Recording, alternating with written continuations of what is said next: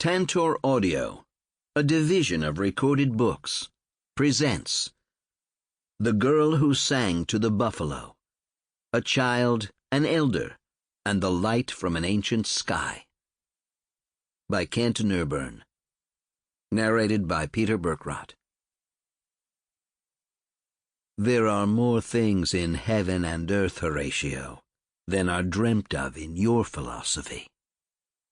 William Shakespeare, Hamlet, Act 1, Scene 5. Preface. A world beyond our understanding. We will stir the waters until one remembers. Ojibwe Ceremonial Song. For more than 2 decades, I have tried, honestly and respectfully, to walk the difficult line between the world of Native America and the world of those of us whose people came, willingly or otherwise, to these American shores. I have done this because I believe that we, as Americans, are poorly served by our willful avoidance of the true facts of our national experience, and also because I believe that the lives and ways of the Native American peoples have much to teach us all. It has been a fascinating and deeply rewarding journey. It has taken me into classrooms and sweat lodges, onto basketball courts and to kitchen tables. It has found me on dusty reservation back roads, in deep northern forests, and on lonely mountain passes. Most of all, it has taken me into the hearts and lives of some of the most kindest, most fun-loving, most thoughtful people I have ever met. But it has also taken me to places that challenge my way of understanding. Lying in the shelter pits on Chief Joseph's final battlefield on the lonely Montana high plains, I was touched by a force, almost palpable, telling me to leave because I did not belong there. On a wintry day, on a great frozen marsh in northern Minnesota, where a battle between the Ojibwe and Sioux left hundreds dead more than a century ago, I heard what sounded like voices, or cries. Projections? Maybe. Fantasies? Possibly. But perhaps something else.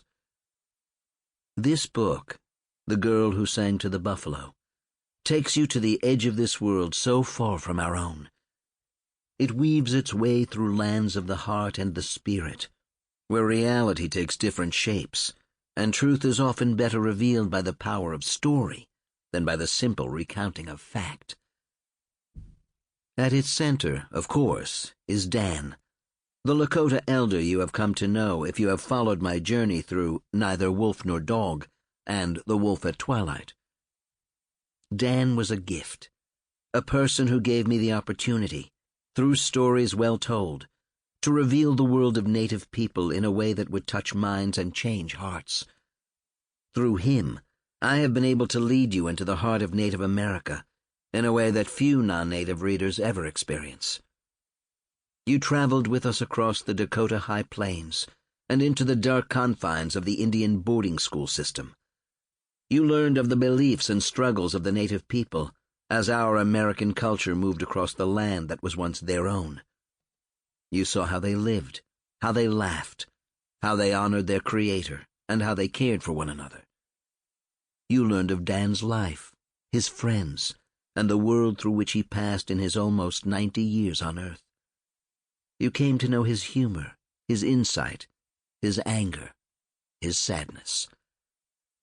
What you don't know, and what I am going to share with you in this book, is the deeper dimension of the world in which he lived.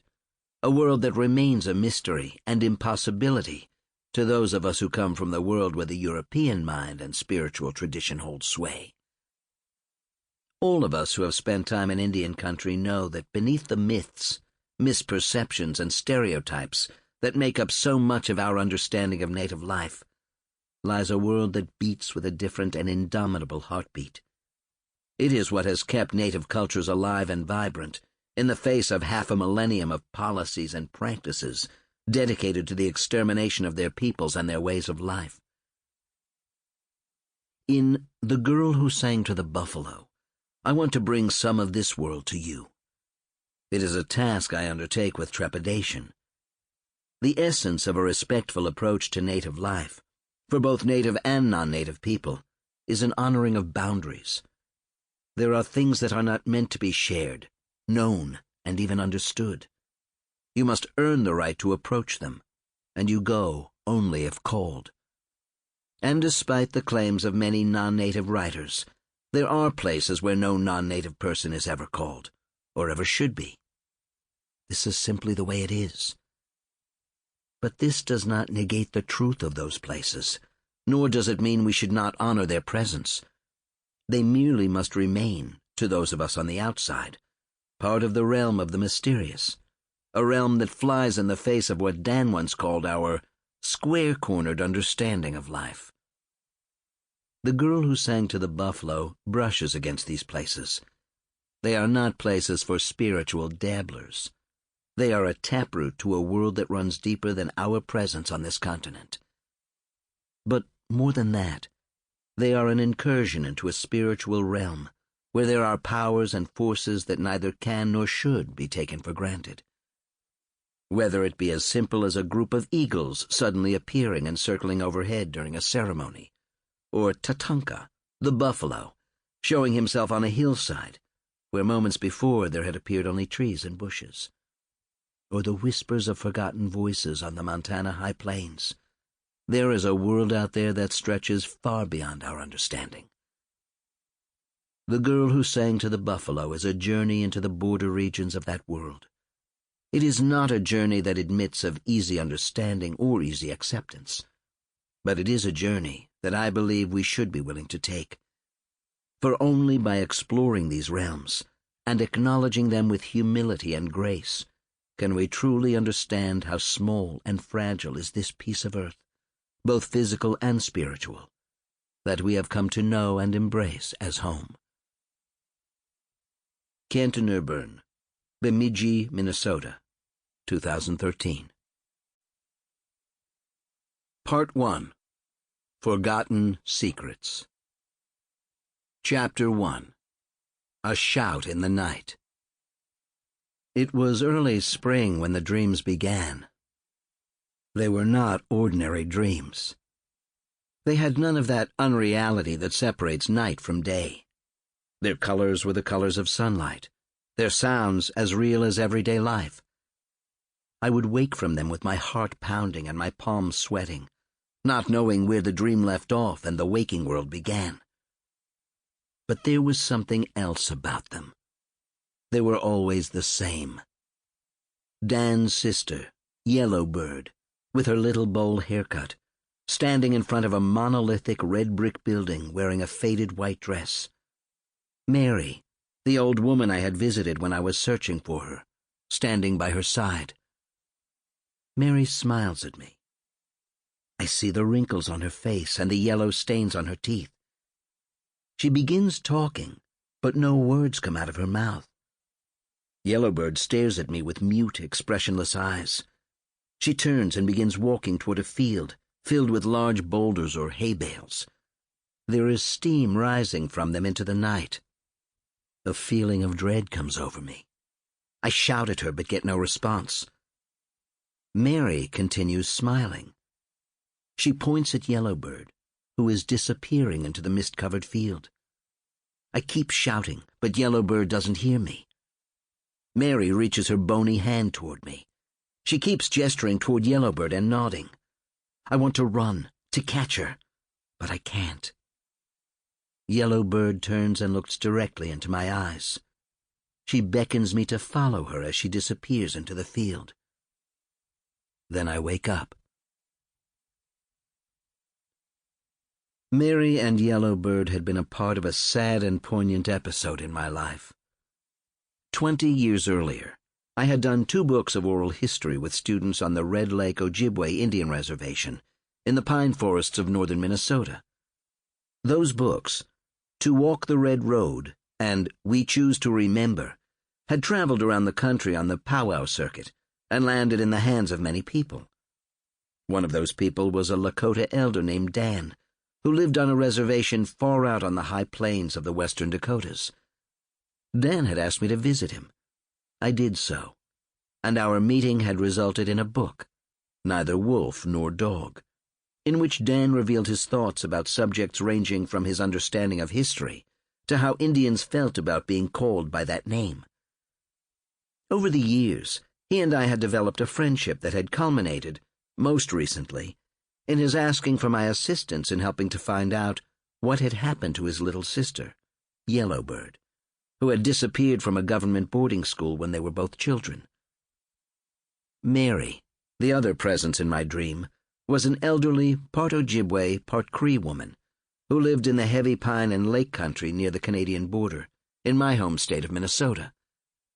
My search for Yellowbird had led me to her home, and ultimately to information that had helped solve the mystery of Yellowbird's disappearance. Though I had visited her only once, her kind manner and haunting face had stayed with me. Now they were both returning in my dreams, and I could not figure out why.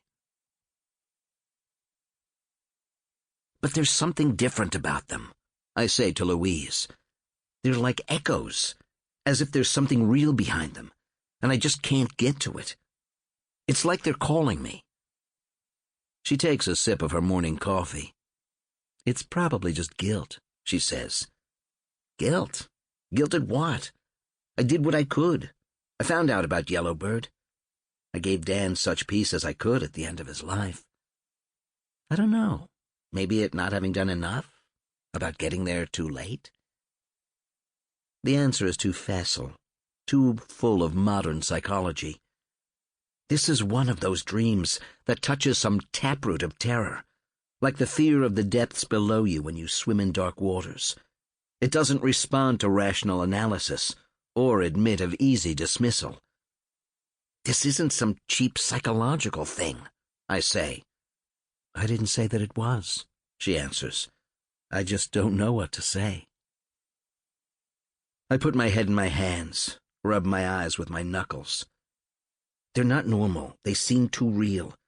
And they stay with me all day, like they're haunting me or following me. Sometimes I think I went someplace that I didn't belong. She puts her hand on my shoulder. I know she thinks I'm being overly dramatic. You did what you were called to do. You helped an old man find out about his sister. You told a story that he wanted told, and you opened his world to a lot of people who needed to hear what he had to say. I know, I say, but maybe I went too far. Maybe I opened some doors that were meant to be left closed. The room fills with silence. We are both at a loss. She walks to the window and looks out at the morning sun. Do you remember that woman you worked with at Red Lake? She says. The one who baked the rolls for our wedding? Lorene? You remember what she told you when your dad was sick? Lorene was a gentle Ojibwe woman who had prepared meals for the elderly and shut-ins on the Red Lake Indian Reservation. She had been raised in the traditional manner and still practiced many of the old ways. She and I had gotten to be friends when I brought my students in to help serve meals to the elderly. One time when my father was ill, I had experienced a disturbing dream about him that had seemed almost real, and I made an offhand comment to Lorene about how much it had bothered me. You should call him, she said quietly. He's probably reaching out to you. That evening when I got home, I picked up the phone and dialed my father's number. Though my father was one who held his emotions close, I could hear the relief in his voice. I was hoping you'd call, he said. I've been thinking about you for the past several days. The next morning, I went in to thank Lorene for prodding me to make the call. I found her making sandwiches to deliver to the elderly shut-ins. Thanks for telling me to call my father, I said. It was a good thing that I did. She kept her eyes down, but I could see a small smile creep across her lips. You need to pay more attention to dreams, she said. They aren't just playthings. They carry messages. As summer progressed, the dreams grew more intense. I struggled with them, anguished over them, did whatever I could to avoid them. I would not give in to the possibility that they were trying to send me a message. Then one night in late August, everything changed. I had gone to bed slightly before midnight, hoping this would be one of the rare nights when the dream would leave me alone. I lay in the darkness, trying to claim a few hours of quiet rest. I do not remember if I had fallen asleep or was simply drifting in that liquid state between sleep and consciousness. I only remember the sound, like a shout or a thunderclap, that shook me with a violence that left me gasping for breath. It was loud, almost human. I could not identify its source. I was not sure if it had taken place outside the house or inside my head. I sat up and tried to calm myself. My heart was racing and my pulse pounding. I looked over at Louise. She lay quietly next to me. Her breathing was deep and regular. Our dog Lucy was still asleep at the foot of the bed. Neither of them appeared to have heard anything. I sat for a minute until my heart slowed, then pulled on some clothes, grabbed a flashlight, and went out into the yard, Lucy at my heels. I thought perhaps a tree had fallen, or some part of the house had cracked and broken. It was a dark night with only a sliver of moon and high racing clouds. The pines surrounding the house were alive with moving shadows. I walked among them, shining a flashlight in all directions. No trees were down, and the house appeared to be fine. Lucy snuffled happily in the trees and grasses. Nothing in particular piqued her interest or caught her attention. Eventually, I became convinced that the noise had not come from outside. I went back into the house, still unnerved and agitated, and sat in the living room in the darkness, trying to calm myself. At some point, I fell into an uneasy sleep. The dream of Yellowbird and Mary came and went, but it was distant and fractured, like disembodied laughter heard around a corner. Every time I drifted into heavy sleep, Mary would appear before me with her yellow teeth and wrinkled smile, pointing toward Yellowbird. I would snap back awake and try to chase away the image. But soon enough, exhaustion would overtake me and I would drift off again, and she would rise up before me, smiling and pointing, like an image in the fog. Eventually, the eastern horizon filled with a thin gray light, and the shadowy shapes of the trees began to emerge in the dim illumination of the dawn. By the time the full light of day flooded through the windows, I had made a decision. This dream and its nightly hauntings could not go on. If, indeed, it was carrying a message, I needed to find out what it was. If it was just guilt, I needed to put that guilt to rest. My plan was simple. I would make the 3-hour trip north to Mary's house, make a casual visit, under the pretense of thanking her for her help in finding out about Dan's sister, and pass along what Dan and I had discovered. If, in the process, she brought up anything about having wanted to see me, so much the better. If not, it would still be a visit worth making. It would be a closure of sorts and would perhaps put to rest any subliminal guilt I felt at not having contacted her after she had been so helpful in providing the information during my previous visit.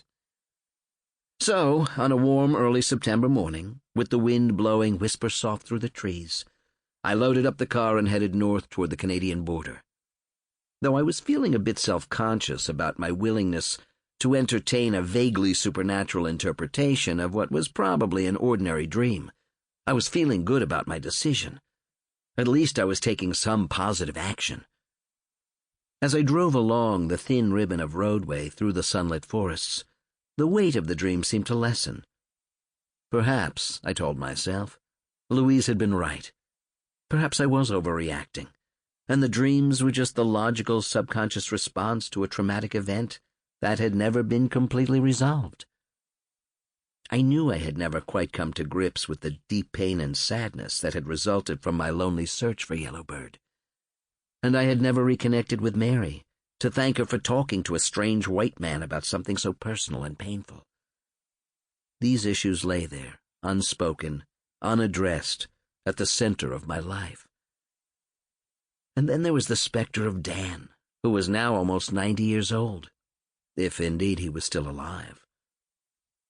I had always known that my feelings for him were bound up with my feelings for my father, who had died at about the same time Dan and I had met. The two of them were nearly the same age, and though my father had worn his hair short and Dan's long white hair fell down below his shoulders, something in their physical presences linked the two of them in my mind. Maybe it was the slightly protruding lower jaw. Maybe the gentle sadness deep in the eyes. Maybe it was just the common ravages of advancing age. Two strong men grown fragile and unsteady, and accepting their infirmity only grudgingly.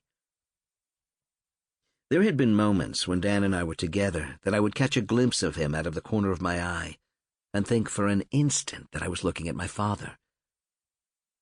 By the time I had finished the search for Yellowbird, they were like one person in my heart.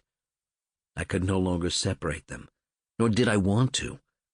What I did for Dan, I did for my father. What I owed to my father, I owed to Dan. Perhaps the dream was just the extension of the guilt I felt about obligations left unmet and debts that had been left unpaid, to two men who stood like comforting shelters over my own winding path to adulthood. As the drive to Mary's house came to an end, I had almost convinced myself that the dream was, indeed, nothing more than a confused welter of guilt, memory, and projection, and that I was making more of it than it deserved. Still, I was happy for the visit. That kind old woman, who had shared the stories of her childhood with me, deserved the courtesy of a visit and a personally delivered thank you. I turned down the path to her house with a lightness of spirit that I hadn't felt in months.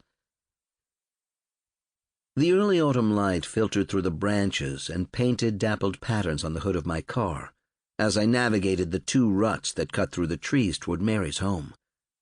The path itself was still soggy from a summer of heavy rain, making the driving slippery and slightly problematic, but nothing like the white-knuckle experience it had been several winters before, when I had pushed my way down these same ruts in the snow-covered darkness of a frigid January night. I splashed my way through the puddles and pools of standing water. Through the openings in the trees, I could see the great lake rolling in the distance. As I turned the corner into Mary's yard, the pristine white trailer, set against the backdrop of the great shimmering northern lake, formed a breathtaking tableau.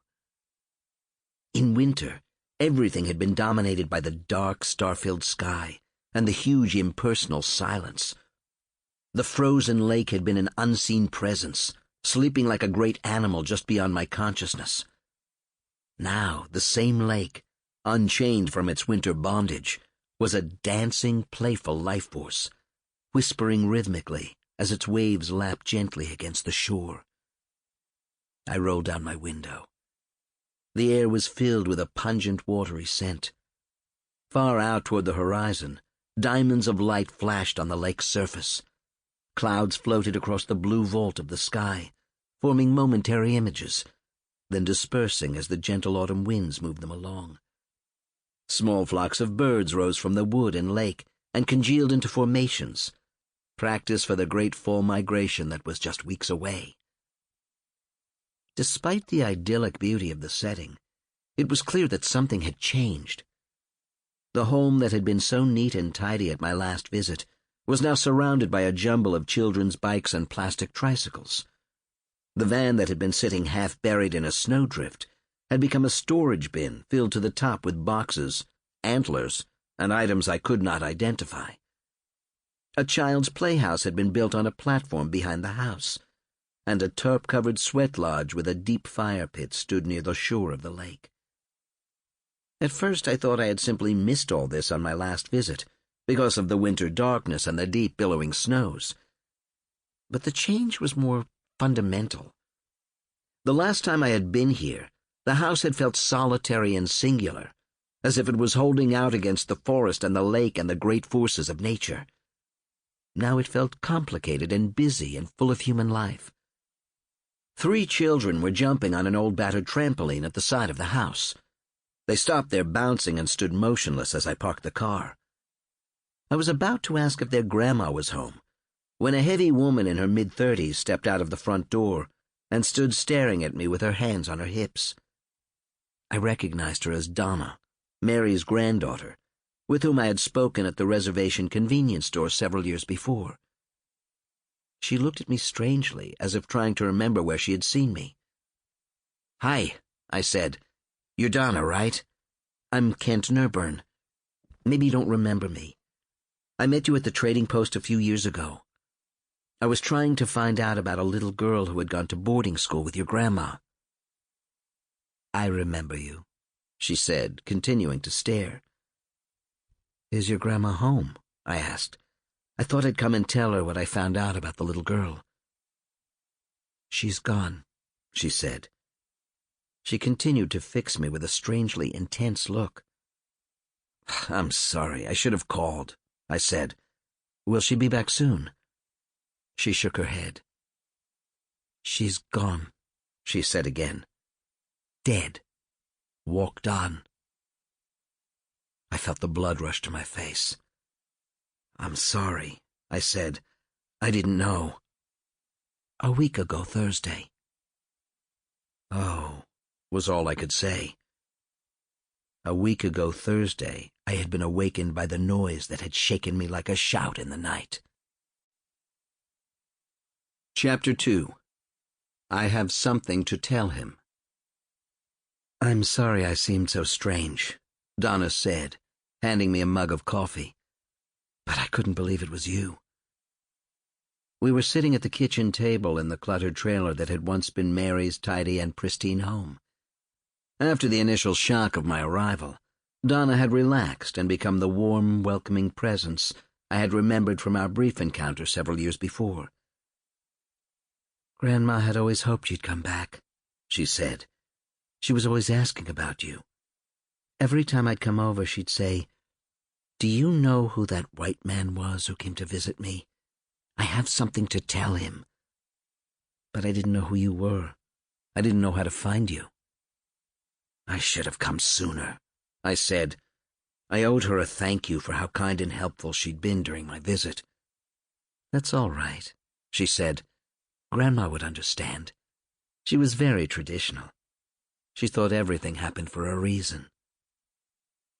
Donna went over to the refrigerator and returned with a long, oblong block of commodity cheese and set it on a plate with an open package of saltines.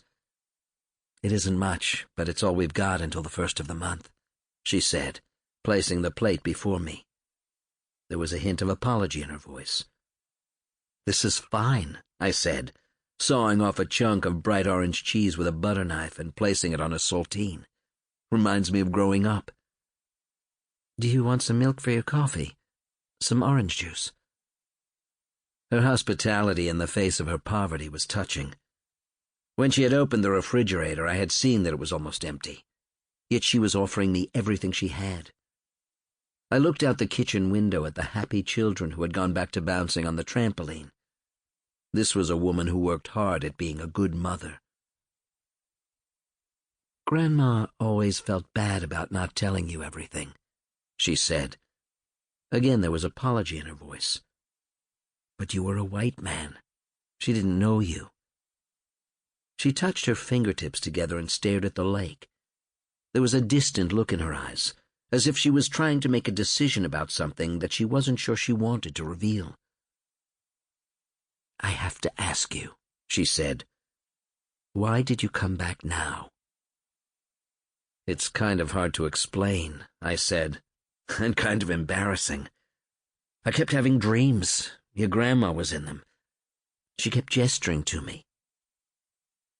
Donna got up and walked around the room. It was clear that she was nervous. She kept picking things up and setting them down, moving objects from one place to another. "I think we need to go for a drive," she said. We piled the 3 children into my car and headed up the path toward the main road. "We need to visit Grandma," Donna said. "I want her to see you. We'll drop the kids off at Laurie's store. They can stay with her." I was not sure if she was referring to Mary or a different grandma, but I asked no questions.